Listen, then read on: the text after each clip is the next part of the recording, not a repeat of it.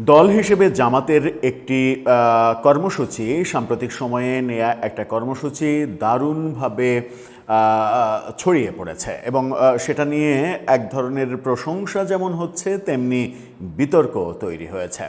জামাত আমিরের বাসায় একটা চিত্র প্রদর্শনী করা হয়েছে যেখানে আমাদের মুক্তিযুদ্ধ থেকে ২৪ পর্যন্ত তারা ইতিহাসের নানা বিষয় তুলে এনেছে এবং সেখানে সবথেকে মজার ব্যাপার সেটা হচ্ছে বঙ্গবন্ধুর ৭ই মার্চের ভাষণ, অর্থাৎ স্বাধীনতার আগে থেকে মুক্তিযুদ্ধের যে আমরা বাঙালি হিসেবে মুক্তিযুদ্ধের যে প্রিপারেশন শুরু করলাম এবং ৭ই মার্চই সেই ভাষণই যে আমাদের মুক্তিযুদ্ধের প্রকৃত শুরু, সেটাকে স্বীকৃতি দিল জামাত ইসলাম এবং তারা মেনেই নিল আমাদের মুক্তিযুদ্ধে, মহান মুক্তিযুদ্ধে বঙ্গবন্ধুর অবদান এবং বঙ্গবন্ধুর নেতৃত্ব।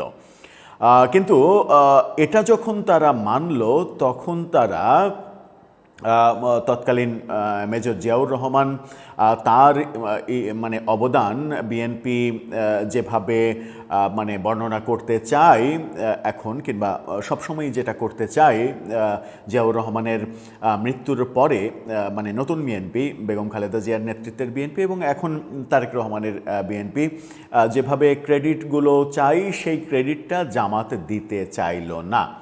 কিন্তু কেন?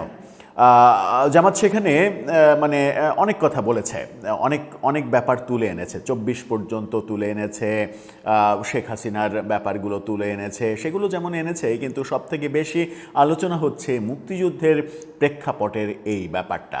হঠাৎ করে জামাত এই পথে হাঁটছে কেন? তাহলে কি পেছনের দরজায় কিংবা পর্দার আড়ালে অন্য কিছু ঘটছে?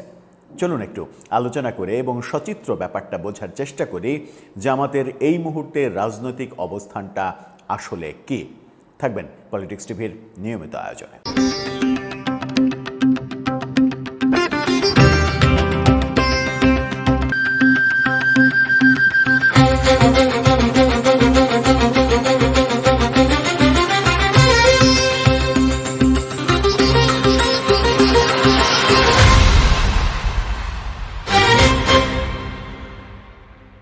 দর্শক, আপনাদের নিশ্চয়ই খেয়াল আছে ২৪ আগস্ট শেখ হাসিনা সরকার পতনের পরে জামাতের আমির নির্বাচনের আগে পর্যন্ত জামাতের আমির এবং তাদের নেতৃবৃন্দ আওয়ামী লীগের বিরুদ্ধে তেমন কোনো কথা বলেনি এবং জামাতের আমির তো সরাসরি বলেছেন যে আমরা ক্ষমা করে দিলাম, আমরা প্রতিশোধ নিতে চাই না, ক্ষমা মহৎ গুণ, ক্ষমা করে দিলাম। এবং সেটা নিয়ে অনেক বিতর্কও হয়েছে যে আওয়ামী লীগকে ক্ষমা করবেন কেন, কোন স্বার্থে। আমরা নির্বাচন পর্যন্ত তাদের একটা চেষ্টা দেখেছি, তারা ডে 1 থেকে একটা ব্যাপার মাথায় রেখে হেঁটেছে নির্বাচনের রাজনীতিতে। সেটা হচ্ছে, আপনি যতই ফ্যাসিস্ট করুন না কেন, নির্বাচনে যদি আওয়ামী লীগ অংশগ্রহণ করতে না পারে কিংবা করতে দেয়া না হয়, তাহলে আওয়ামী লীগের ভোটাররা একটা ফ্যাক্ট। সুতরাং ডে 1 থেকে জামাত সেই ব্যাপারে সচেতন ছিল যে এই ভোটারদের আকৃষ্ট করতে হবে এবং করা যায় কিভাবে, এবং বহু জায়গায় সেটা করেও ফেলেছিল তারা। বিএনপি সেই ক্ষেত্রে অনেক পিছিয়ে ছিল, কিন্তু বিএনপি শেষ দিকে এসে নির্বাচনের ঠিক আগে এক ধরনের পাশার দান মেরে দিয়েছে। যে কোনোভাবেই হোক আওয়ামী লীগের ম্যাক্সিমাম ভোটাররা যারা ভোট দিতে গিয়েছেন তাদের ম্যাক্সিমাম ভোটটা, অন্তত 90% ভোট বিএনপি পেয়ে গেছে, যেটা জামাতের পাওয়ার সম্ভাবনা ছিল। জামাতের বোধহয় একটা বড় খামতি হয়েছে এই ভোট না পাওয়ার ব্যাপারে।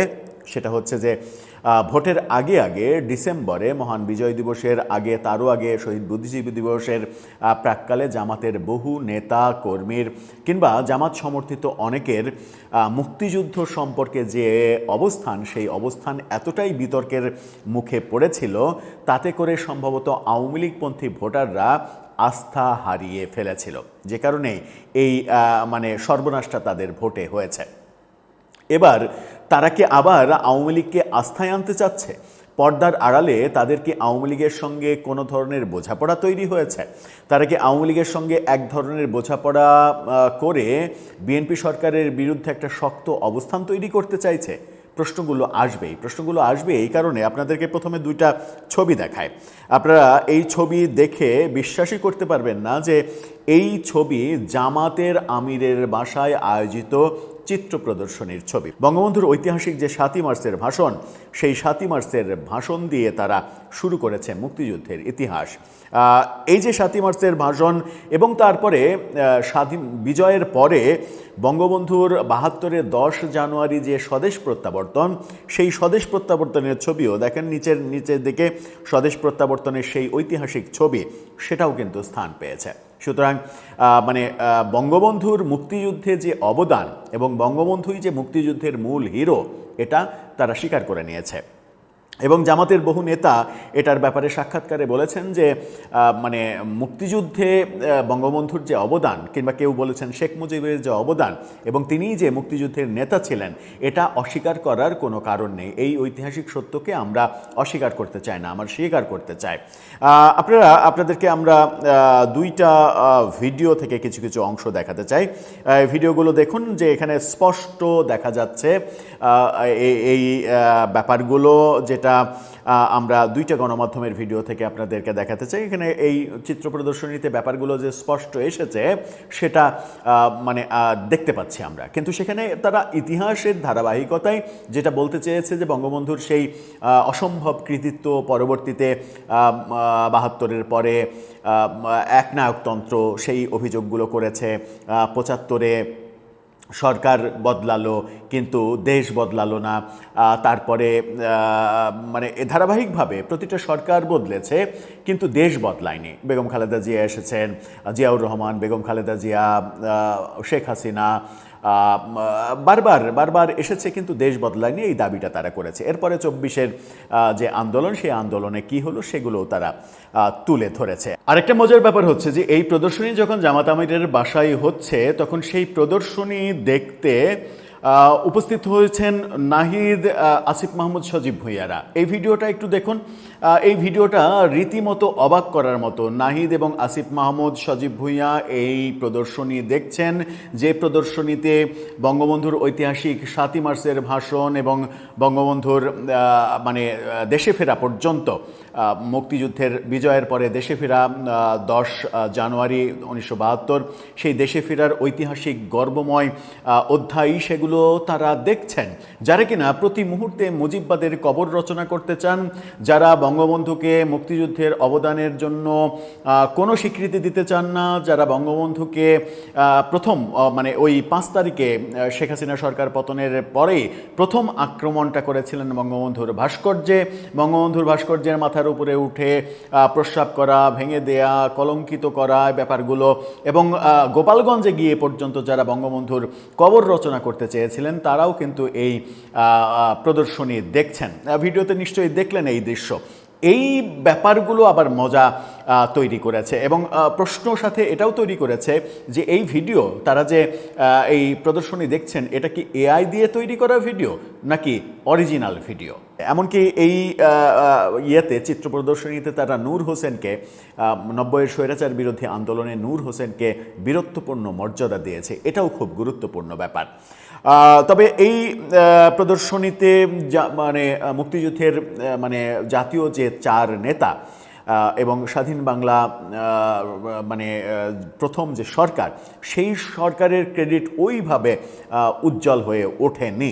যাই হোক, সেটা না হলে তার মতো করে, সেটা তো তাদের দলীয় অবস্থান। সবথেকে গুরুত্বপূর্ণ ব্যাপার হচ্ছে বঙ্গবন্ধুর ৭ই মার্চের ভাষণ, বঙ্গবন্ধুর মুক্তিযুদ্ধের নেতৃত্ব এবং বঙ্গবন্ধুর বীরত্বপূর্ণ দেশে ফেরা, এই ব্যাপারগুলো তুলে এনে তারা মুক্তিযুদ্ধে বঙ্গবন্ধুর নেতৃত্বকে স্বীকার করে নিয়েছে, যেটা নিয়ে এতদিন, গত ৫৫ বছরে বিতর্ক ছিল।